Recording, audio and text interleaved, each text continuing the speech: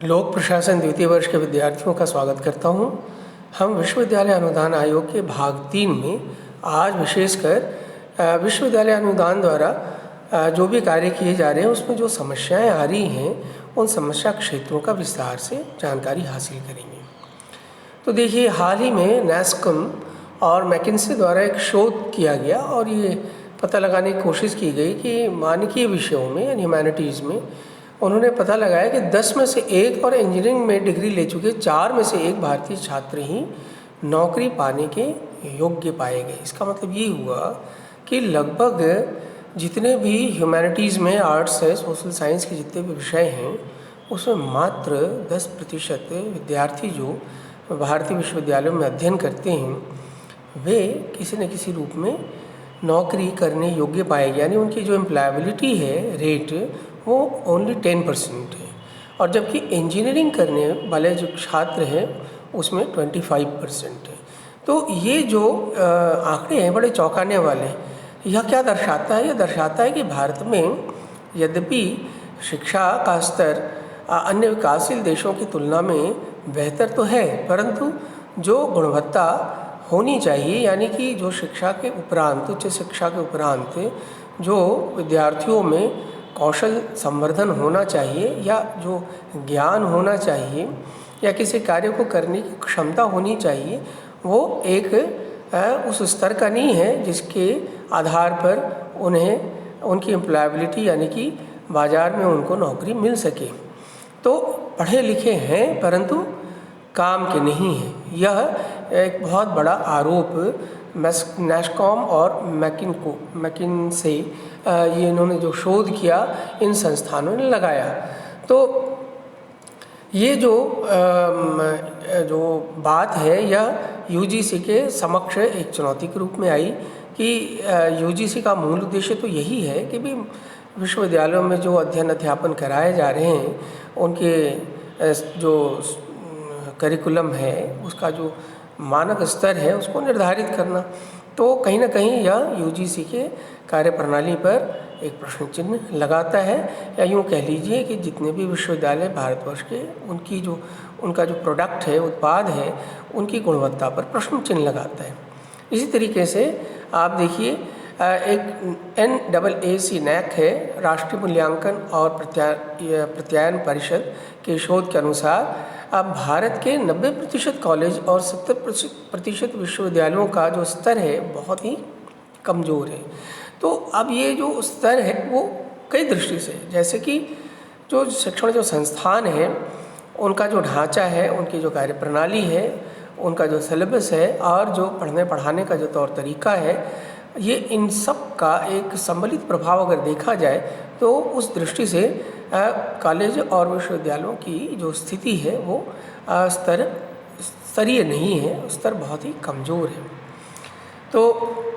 ये कुछ बातें बड़ी चौंकाने वाली हैं। इसी तरह भारतीय शिक्षण संस्थानों में शिक्षकों की कमी जो है, या हम सभी जानते हैं कि शिक्षकों का कमी एक बहुत बड़ी समस्या है। यानी कि जो स्टूडेंट और टीचर रेशियो होना चाहिए, एक तो वह रेशियो बहुत ज़्यादा है और उसके बावजूद शिक्षकों की जो संख्या होनी चाहिए वह संख्या कम है। अर्थात जितनी नियुक्तियां होनी चाहिए थी विश्वविद्यालय और कॉलेजेस में उतनी नियुक्तियां नहीं हो पाती। नतीजा ये होता है कि एक शिक्षक पर विद्यार्थियों का जो बोझ है वो बहुत ज़्यादा होता है। फॉर एग्ज़ाम्पल देखा जाए तो देश जब आज़ाद हुआ, विश्वविद्यालय अनुदान आयोग की स्थापना की गई, तो महाविद्यालय शिक्षा में यह माना गया कि यद्यपि विकसित देशों में टीचर और टॉट जो रिलेशनशिप होता है, रेशियो होता है, वो 1:20 का सही माना जाता है। यानी कि 20 विद्यार्थियों पर 1 शिक्षक होना चाहिए। लेकिन भारत जैसे विकासशील देशों में जहाँ धन की कमी होती है, हम बहुत अधिक शिक्षकों की भर्ती नहीं कर पाते हैं, तो उसमें यह स्वीकार किया गया कि 1 और 40 का रेशियो रखा जाए, यानी 40 विद्यार्थियों पर 1 शिक्षक होना चाहिए। लेकिन कालांतर में आप देखेंगे कि विश्वविद्यालय और कॉलेजेस में जहाँ शिक्षकों की संख्या दिन पर दिन कम ही होती जा रही है, यद्यपि शैक्षणिक संस्थानों की संख्या बढ़ी है, लेकिन संस्थाओं में जितनी शिक्षकों की आवश्यकता है उतनी आवश्यकता अनुसार यानी 1:40 के अनुसार जो है शिक्षकों की उपस्थिति नहीं हो पाती, यानी कि उनकी नियुक्ति नहीं हो पाती। नतीजा क्या हुआ कि एक शिक्षक और 40 विद्यार्थी, तो उस विद्यार्थियों की संख्या बढ़ाते चले गए और 40 के बजाय 60 और 60 के बजाय 80 और 80 के बजाय 100। और आज ये स्थितियाँ हैं कि हम बहुत सारे महाविद्यालयों में देखते हैं कि यह संख्या 100 से भी अधिक हो जाती है। तो निश्चित रूप में एक शिक्षक 100 विद्यार्थियों को उतना ध्यान नहीं दे सकता, उनके साथ गुणवत्तापूर्वक उनका अध्यापन भी नहीं करा सकता। और ये जो है एक बड़ी विकट समस्या के रूप में उभर कर आई है कि छात्र और शिक्षक के बीच जो एक आंतरिक संबंध होना चाहिए, एक संवाद होना चाहिए, वो संवाद नहीं हो पाता और सारी जो शिक्षा व्यवस्था है वो एक प्रक्रिया के रूप में हमको ढली हुई दिखाई देती है। तो भारतीय शिक्षण संस्थाओं में जो शिक्षकों की कमी है, ये एक बहुत बड़ी समस्या के उभर के आई है। और आप देखिए IIT जैसे जो देश के प्रतिष्ठित संस्थान है, वहाँ भी 25% तक शिक्षकों की कमी पाई गई है। और सामान्यतः ह्यूमैनिटीज़ और सोशल साइंस आर्ट्स के जो विषय हैं वहाँ पर तो ये जो है रेशो और ज़्यादा आपको दिखाई देगा। और देखिए क्या समस्याएं हैं। भारतीय विश्वविद्यालय औसतन हर 5 से 10 वर्ष में अपना पाठ्यक्रम बदलते हैं, लेकिन इसके बावजूद जो पाठ्यक्रम बदलकर जो उद्देश्य है वो ये है कि उनको बदलती हुई जो परिस्थितियां हैं, जो वातावरण है, यानी कि उन नियोक्ता को जिस प्रकार के कौशल वाले और ज्ञान वाले और तकनीक वाले जो विद्यार्थी चाहिए जो उनके कार्यों को कर सकें, वो उसके उपयुक्त नहीं पाए जाते। अर्थात यद्यपि विश्वविद्यालयों ने अपना पाठ्यक्रम तो बदला है, लेकिन यह जो पाठ्यक्रम है वह उसके बावजूद बाज़ार की जो ज़रूरतें हैं या जो भी नियोक्ता है उसकी ज़रूरतों के अनुसार ये पाठ्यक्रम जो है उसके साथ सामंजस्य नहीं बिठा पाता। अर्थात कहीं ना कहीं पाठ्यक्रम जो अपडेशन हो रहा है, अद्यतन किया जा रहा है, वह भी बाज़ार और नियोक्ता की ज़रूरतों के अनुसार नहीं हो पाता। या तो ये एक संभावना बनती है और दूसरी संभावना ये बनती है कि ये जो पाठ्यक्रम तो ठीक है, किंतु उनको जो पढ़ाया जाना चाहिए, उनकी गुणवत्ता का जिस प्रकार से संवर्धन किया जाना चाहिए कक्षाओं में, वो नहीं हो पा रहा है। तो ये दोनों बातें ही आप देखेंगे, कुल मिलाकर प्रभाव यह पड़ता है कि विद्यार्थी जो है कहने को उनके पास डिग्रियां होती है, वो ग्रेजुएट होते हैं, पोस्ट ग्रेजुएट होते हैं, लेकिन उनका ज्ञान का स्तर, उनकी समझ, उनका कौशल और उनको कार्य करने की उनमें क्षमता या व्यवहारिक समझ की कमी होती है। ये एक बड़ा महत्वपूर्ण हम कह सकते हैं आरोप लगाया जा सकता है भारतीय शिक्षण व्यवस्था के ऊपर। इसी तरह से कुछ और शिक्षा के क्षेत्र में जो समस्याएं हैं उसको अगर हम ध्यान से देखें तो स्कूली शिक्षा हासिल करने वाले 9 छात्रों में से केवल 1 छात्र ही महाविद्यालय पहुंच पाता है। और ये क्या दिखाता है कि भारत में मात्र केवल 11% जो है विद्यार्थी जो है वो काले शिक्षा को प्राप्त करते हैं, जबकि विकसित राष्ट्र जैसे अमेरिका में यह इसकी जो प्रतिशत है वो 83% तक है। इसका अर्थ ये हुआ कि जो भी महाविद्यालय में जो बच्चे आ रहे हैं वो केवल 11 बच्चे 100 में से आते हैं और बाकी जो बच्चे हैं 89 वो स्कूली शिक्षा तक ही उनकी शिक्षा की यात्रा समाप्त हो जाती है। तो यह भी भारत जैसे एक राष्ट्र के लिए चिंता का विषय है कि हम अपने मानव संसाधन का, उसकी पूरी क्षमता का विकास नहीं कर पा रहे। और ये इसकी गरीबी का एक बहुत बड़ा कारण बनता है, क्योंकि आप जानते हैं कि जब तक मनुष्य को शिक्षा नहीं मिलेगी, उसकी योग्यता तकनीकी या उसकी शैक्षणिक योग्यता में जब तक वृद्धि नहीं होगी, न तो एक पूर्ण नागरिक बन सकता है और न ही उसकी जो उत्पादकता है उसमें वृद्धि हो सकती है। तो जो जिसे हम कहते हैं कि भारत में एक गरीबी दुष्चक्र बना रहता है, उसका एक बहुत बड़ा कारण है कि हमारे पास जो है पढ़े लिखे और सही मायने में पढ़े लिखे जो छात्रों की संख्या है या युवाओं की संख्या वो कम है।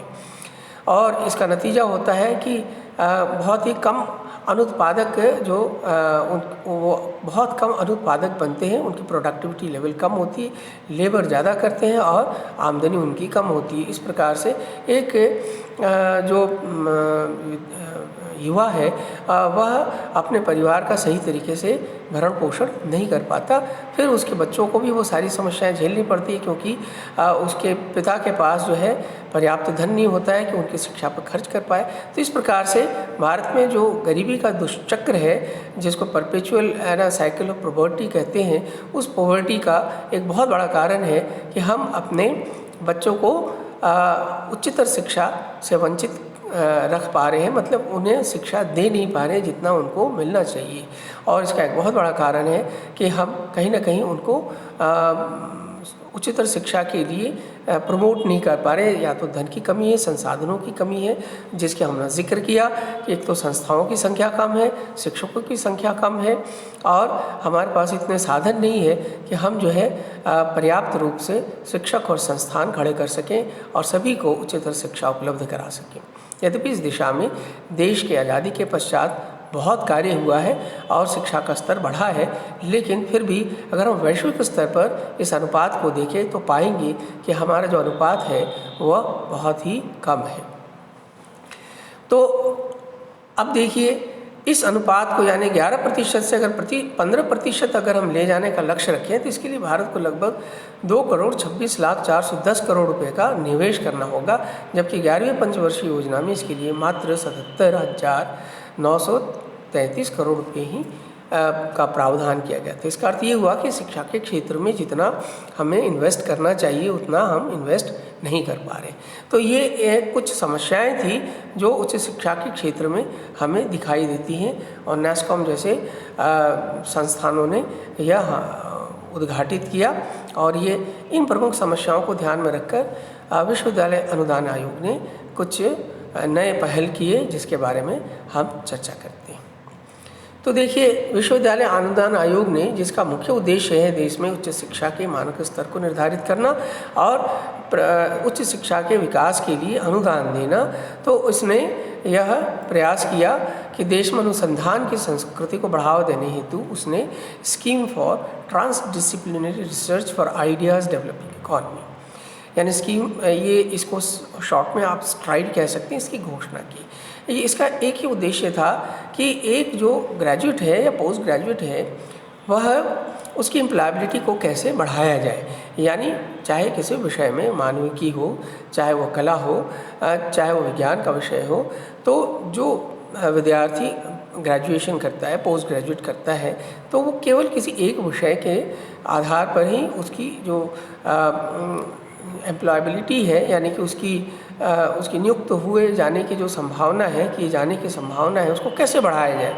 कोई एक विषय पढ़ लेने से उसकी एम्प्लॉयबिलिटी नहीं बढ़ती, इसलिए उसका एक सर्वांगीण विकास होना चाहिए व्यवस्थाओं को समझने के प्रति, और है ना, जो भी घटनाएं घट रही हैं विभिन्न प्रकार के कार्यों के प्रति उसकी समझ व्यापक होनी चाहिए। इसके लिए स्ट्राइड की घोषणा की गई। इसका मुख्य उद्देश्य क्या था कि उनकी प्रतिभा को पहचान करना, अनुसंधान की संस्कृति भारत में और नवाचार को बढ़ावा देना और क्षमता का निर्माण करना, भारत की जो विकासशील अर्थव्यवस्था है इसके लिए ट्रांसडिसिप्लिनरी रिसर्च को बढ़ावा देना। अब ये जो रिसर्च होता है वो क्या होता है कि जितने प्रकार के विभिन्न क्षेत्रों की समस्याएं हैं उन समस्याओं को समझना, उनके कार्य कारणों को जानना और ये पता लगाना कि क्या करें जिससे कि हमारी इन समस्याओं का समाधान हो सके। और इसके लिए चूँकि समस्या बहुआयामी होती है, यानी उसका एक सामाजिक, आर्थिक, राजनीतिक, सांस्कृतिक पहलू होता है, वो समय स्थान सापेक्ष भी होता है। तो इस प्रकार के रिसर्च करने के लिए शोधकर्ता को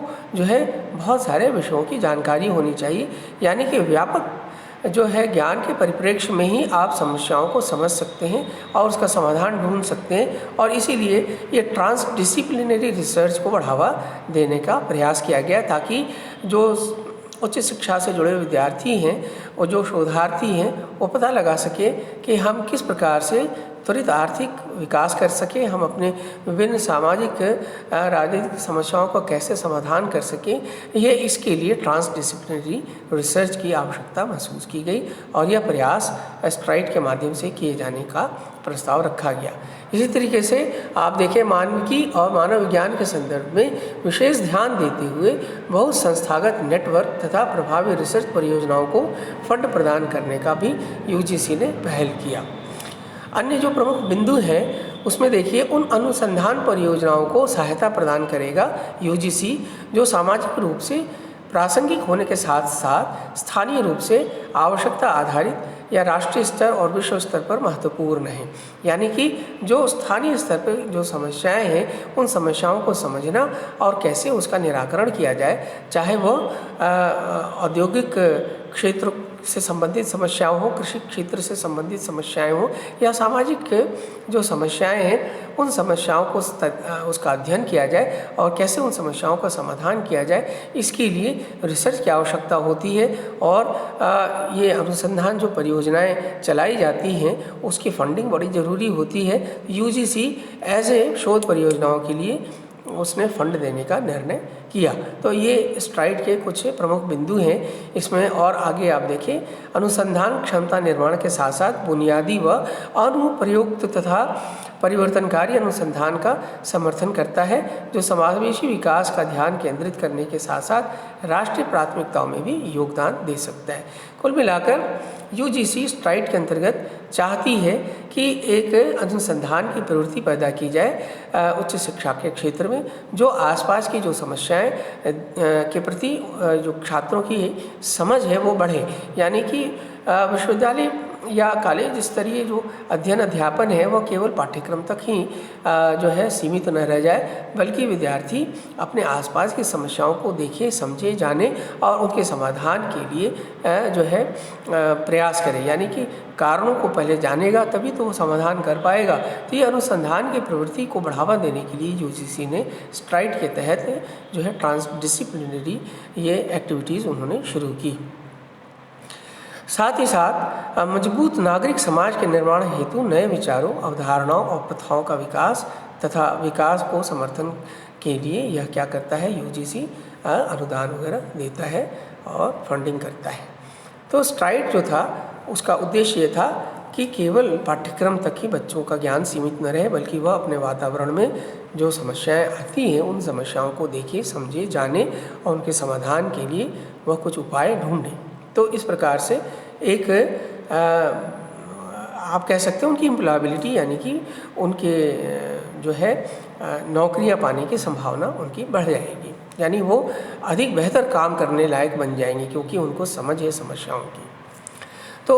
स्ट्राइड जो है इस योजना के तहत भारत की विकासशील अर्थव्यवस्था में योगदान करने के लिए सामाजिक नवाचार के क्षेत्र में अनुसंधान की मदद से समस्या निवारण हेतु कौशल बढ़ाया जाना, ये स्ट्राइड का एक प्रमुख उद्देश्य है। कुल मिलाकर कौशल बढ़ाया जाए, यानी कि हम में स्किल हो कि हम प्रॉब्लम को कैसे सॉल्व करें, जो प्रॉब्लम हमारे आसपास हमको दिखाई देता है, चाहे वो आर्थिक क्षेत्र का हो, सामाजिक क्षेत्र का हो, राजनीतिक क्षेत्र का हो, इन समस्याओं को समझें और उसको सॉल्व करने की हमारे अंदर एबिलिटीज़ आए। और इस प्रकार से स्ट्राइड जो है उसने एजुकेशन के, हायर एजुकेशन के जो ऑब्जेक्टिव्स हैं उसको उसने एक पैराडाइम शिफ्ट, एक परिवर्तन लाने का कोशिश किया है। तो इसलिए विश्वविद्यालयों को है ना, सरकारों को, शैक्षिक संगठनों को, उद्योगों के बीच क्या होना चाहिए, परस्पर सहयोग को बढ़ावा देने के लिए और सभी विषयों पर अनुसंधान करने के लिए यूजीसी 50 लाख से 1 करोड़ तक का अनुदान देती है। तो ये बड़ी अच्छी सी बात है कि यूनिवर्सिटी, आप देखिए कि विकसित राष्ट्रों में जो विश्वविद्यालय होते हैं वो एक्चुअली वो रिसर्च सेंटर्स होते हैं, यानी वहाँ पर बच्चे जो है उनका जो पाठ्यक्रम है वह पाठ्यक्रम कोई अतीत की बातों से प्रभावित नहीं होता है। वर्तमान की जो समस्याएं हैं जिससे समाज गुजर रहा है उन समस्याओं को ही पाठ्यक्रम का विषय वस्तु बनाया जाता है। और जब हम उसको पढ़ते हैं और उसको हम सॉल्व करने की दिशा में ज्ञान प्राप्त करते हैं, तो जब हम बाहर जाते हैं तो एक्चुअली हम जो समाज जिन समस्याओं से जूझ रहा है उन समस्याओं को दूर करने की हमारे अंदर क्षमता भी विकसित हो जाती है। तो ये एक जो है बड़ी महत्वपूर्ण जो आयाम है, यह शिक्षा के क्षेत्र में इसकी आवश्यकता महसूस की जा रही थी। और इसी का नतीजा आप देखेंगे कि ये सभी विश्वविद्यालयों ने धीरे धीरे अपने पाठ्यक्रम को प्रॉब्लम ओरिएंटेड जो है बना दिया है, यानी कि वो जो पारंपरिक ज्ञान हुआ करता था विषयों का, उसको छोड़कर वर्तमान की जो समस्याएं हैं हर विषय से संबंधित उस पर उसको फोकस करना है और उसके प्रॉब्लम को आइडेंटिफाई करना है, उसको कैसे सॉल्व किया जाए, इसके तकनीक को विकसित करना, ये रिसर्च कहलाता है और विश्वविद्यालयों का अब ये मुख्य उद्देश्य होता जा रहा है। निश्चित रूप में इसके लिए धन की आवश्यकता होगी और विभिन्न परियोजनाओं के लिए यूजीसी, जैसा हमने बताया, 1 लाख से 50 लाख से 1 करोड़ तक का अनुदान ऐसे शोध कार्यों के लिए देती है। और चूँकि समस्याएं से सभी जुड़े होते हैं, उद्योग भी जुड़ा होता है, शैक्षिक संगठन भी जुड़े होते हैं, सरकार भी जुड़ी होती है, विश्वविद्यालय भी जुड़े होते हैं, इसलिए इन सबका एक प्लेटफॉर्म पे भी आना जरूरी है। तो यूजीसी ये चाहती है कि यह सब मिलकर प्रॉब्लम को आइडेंटिफाई करें और उसको सॉल्व करने का जो प्लेटफॉर्म हो शोध करने का, वह विश्वविद्यालय बने। तो इसलिए यूजीसी ने कुछ पात्रता की शर्तें भी शामिल की है, जैसे दर्शन, इतिहास, पुरातत्व, नृविज्ञान, मनोविज्ञान, स्वतंत्र कला, भाषा विज्ञान, भारतीय भाषा एवं संस्कृति, भारतीय ज्ञान प्रणाली, कानून, शिक्षा इत्यादि। ये जो आप देख रहे हैं स्लाइड में, इन सभी विषयों के लिए यूजीसी क्या करती है, उसने एक उच्च शैक्षणिक संस्थान HEI का गठन किया और इसके तहत 1 करोड़ रुपए और बहुत संस्थागत नेटवर्क के लिए 5 करोड़ रुपए तक का अनुदान प्रदान करती है। जैसा मैंने कहा, ट्रांसडिसिप्लिनरी रिसर्च जो है, यह एक नया वैचारिक सैद्धांतिक पद्धतिगत नवाचारों के निर्माण हेतु विभिन्न विषयों के क्षेत्र में किया जाने वाला एक प्रयास है, जिसमें अनुशासन विशिष्ट दृष्टिकोणों से परे आम समस्या पर ध्यान दिया जाता है। अब इसको ऐसे समझ लीजिए कि साइंस के जो विद्यार्थी होते हैं वो लेबोरेटरी में एक्सपेरिमेंट्स करते रहते हैं, तो वो उनके एक कह सकते हैं पारंपरिक ज्ञान का एक हिस्सा बन जाता है। लेकिन वास्तव में वह जो ज्ञान है वह किसी उद्योग में उत्पादकता बढ़ाने के कैसे काम आएगा, इस पर उनका फोकस नहीं रहता है। तो ये ट्रांसडिसिप्लिनरी रिसर्च ये है, वो ये कहता है कि एक साइंस के विद्यार्थियों को अर्थव्यवस्था के बारे में भी जानकारी होनी चाहिए और एक सामाजिक सांस्कृतिक जो वातावरण है जहाँ वह रहता है उसकी भी समझ होनी चाहिए, ताकि वह ऐसे उत्पादों का, ऐसे प्रोडक्ट को बनाने में सहयोग करे जो जिसकी डिमांड है। यानी यूँ समझ लीजिए कि हम केमिकल लैब में, केमिस्ट्री के लैब में एक्सपेरिमेंट्स कर रहे हैं, तो हम जो है इस प्रकार के एक्सपेरिमेंट्स करें कि हम कैसे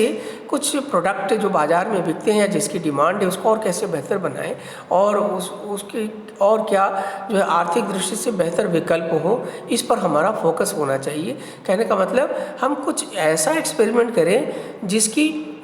जिसका परिणाम यह निकले कि हमारे कुछ नए प्रोडक्ट बाज़ार में हम बना सकें जिनकी लागत कम है और जिनकी मांग ज़्यादा है। तो इस तरह से बाज़ार की ज़रूरतों के साथ अपने अध्ययन अध्यापन को जोड़ना, ये एक ट्रांसडिसिप्लिनरी रिसर्च कहलाता है। ट्रांसडिसिप्लिनरी से तात्पर्य हुआ कि विज्ञान के विद्यार्थियों को जो है अर्थव्यवस्था और सामाजिक सांस्कृतिक परिवेश के बारे में भी जानना जरूरी है।